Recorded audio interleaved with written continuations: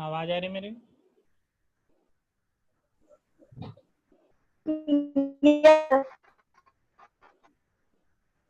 हाँ बोलो।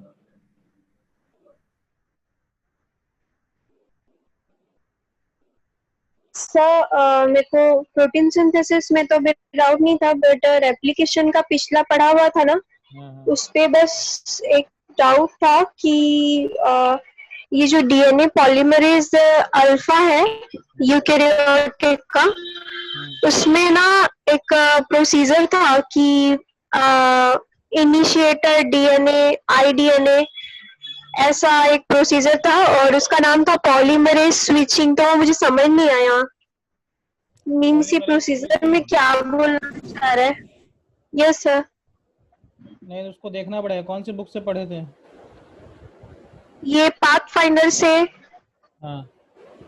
Path finder में पॉलीमरेज अल्फा के बारे में था, तो ये मैं कंफ्यूज हो गई थी ये वाले में। और इसमें आईडीएनए आईआरएनए भी बना हुआ था, तो सर मैं आईडीएनए आईआरएनए कभी नहीं सुनी थी नहीं, एक्चुअली वो ना इसलिए। फैक्टर्स प्रोटीन जो है ना बहुत सारे आते हैं, ठीक है। लेकिन जो मेन रहता है ना उसी में लिखा रहता है। तो आपका उसमें जो है अलग अलग कभी कभी कुछ किसी किसी बुक में जो है ना वो कुछ कुछ एक्स्ट्रा प्रोटीन्स या फैक्टर्स दे देते हैं, ठीक है। तो उसकी वजह से ज़्यादा कन्फ्यूज़न हो जाता है।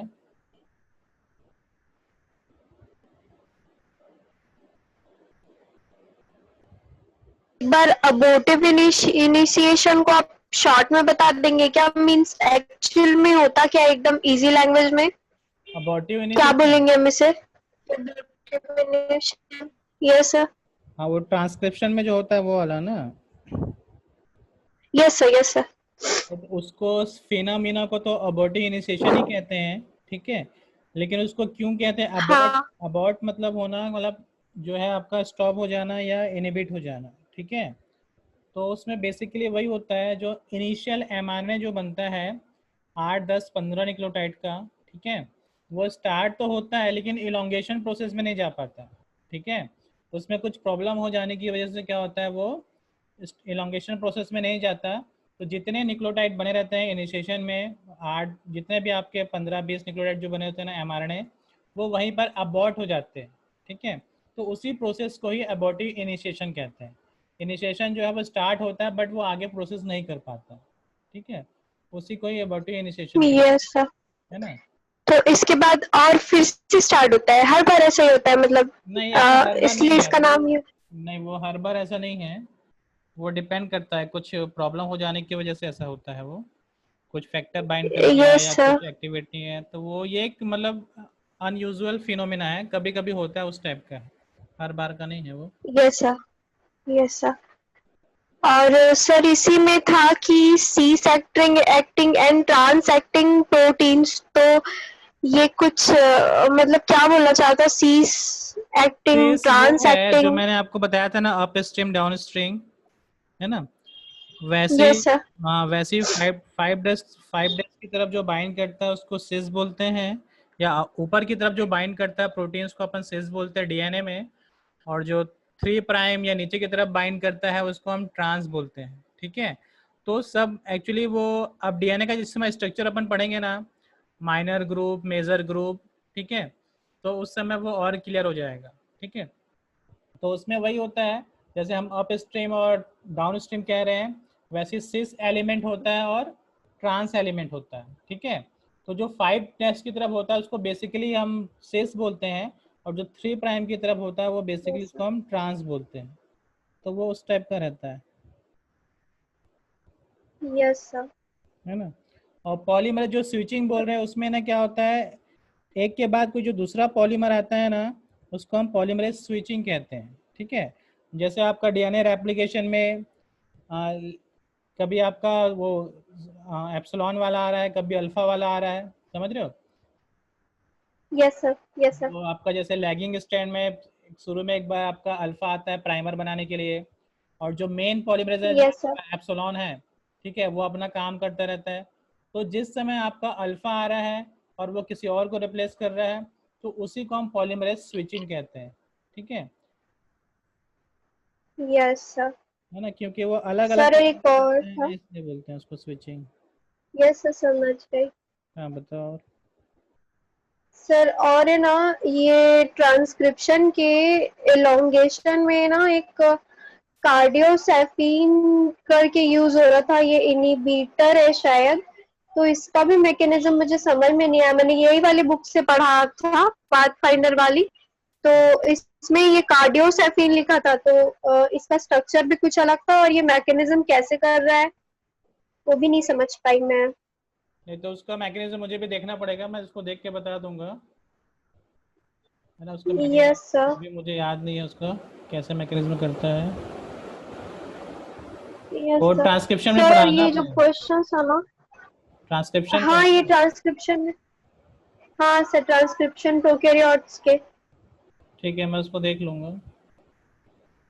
Yes sir. और ना ये इसके क्वेश्चन सॉल्व करने में ना कुछ कुछ प्रॉब्लम आ रही थी मुझे, क्वेश्चन अभी ये मतलब कुछ मैथ्स मैथ्स टाइप के। ट्रांसलेशन को अभी कंप्लीट होने दो, ठीक है। उसके बाद मैं एक यस सर। क्वेश्चन का सेशन लूंगा 1-2 दिन, ठीक है। उससे मैं खुद टेस्ट भी लूंगा, तो उससे यस मैं सर। अपन डिस्कस करेंगे, है ना। अभी आपको जितना समझ आ रहा है, जो बेसिक बेसिक, यस सर। पहले बेसिक क्वेश्चन बनाओ जो फंडामेंटल है वो वाला, ठीक है। उसके बाद जो है वो हाँ सर। धीरे से फिर एडवांस वाला बनाना। उसके बाद हाँ में, सर, वो एक भी नहीं बन रहे थे तो मुझे टेंशन हो गई थी। सर हाँ तो जो उसमें मैं ये, पोर्शन हो गया उससे जो क्वेश्चन नहीं बने उसके लिए थोड़ा सा डाउट था सर।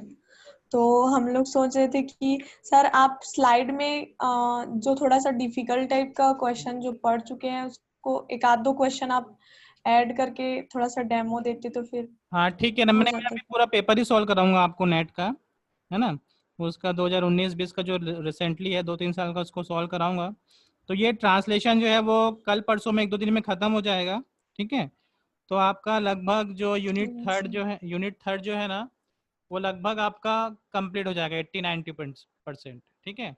छोटा मोटा टॉपिक बस बचा रहेगा। तो ये 1-2 दिन में ये टॉपिक खत्म हो जाएगा, उसके बाद हम जो है उसका क्वेश्चन आंसर जो है वो सॉल्व कर लेंगे, ठीक है। Yes sir. पढ़े हैं ना, रेप्लिकेशन और ट्रांसक्रिप्शन ट्रांसलेशन, ये सब ऐसा लग रहा है कि थोड़ा भूल गई हूँ। तो एक बार जैसे टेस्ट लेंगे तो पूरे एक साथ लेंगे कि टॉपिक वाइज लेंगे सर? मैं पूरे क्वेश्चन एक साथ डालूंगा, और वो एक दिन में जितना कवर हो सके, 8-10-15-20 क्वेश्चन, उसको अपन डिस्कस करेंगे उसको, ठीक है। वो मैं नहीं एक्सप्लेन, सर, मैं टेस्ट के लिए बोल रही थी। टेस्ट में उसको बीच आप में जब टेस्ट एक्सप्लेन लेने करते वाले थे जाऊंगा ना। ना। आपको जो है ना, मैं आपको क्वेश्चन दिखाऊंगा, आपसे जो बन रहा है उसका बताना आंसर। उसके बाद सही है कि गलत है क्या है, उसको मैं एक्सप्लेन करूंगा आपको यहीं पर, यस सर, यस सर। ठीक है। Yes sir. आप अपना पढ़ाई करते रहो, क्वेश्चन बनाते रहो। उसके बाद जो है फिर मैं उसको अपना हाँ। स्लाइड बना के जो है ना उसको फिर मैं एक्सप्लेन करूंगा, है ना। Yes sir. और बताओ, और और क्या दिक्कत? ये सर आरएनए पॉलीमरेज वायरसेस में भी प्रेजेंट होता है क्या सर?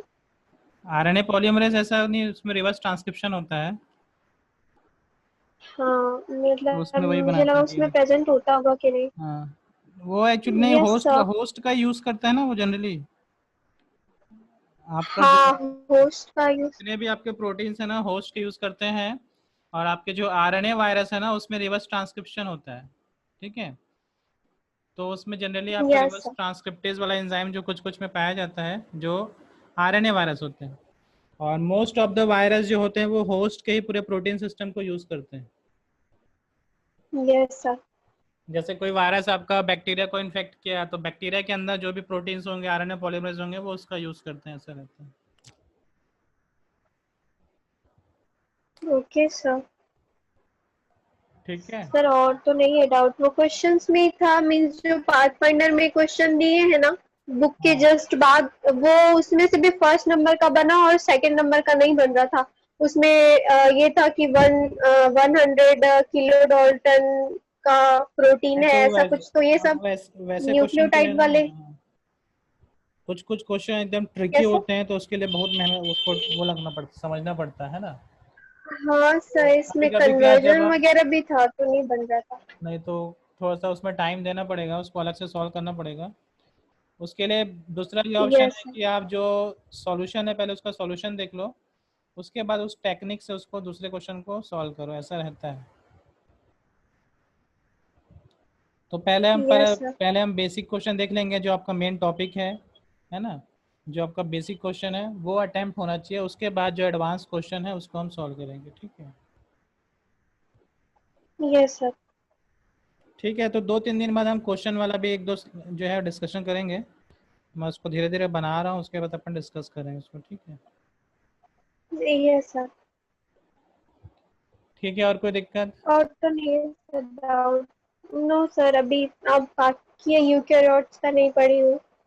तो ठीक है ना, उसको हम बाकी ये ट्रांसक्रिप्शन 1-2 दिन में आपका यूकैरियोट्स का खत्म हो जाएगा।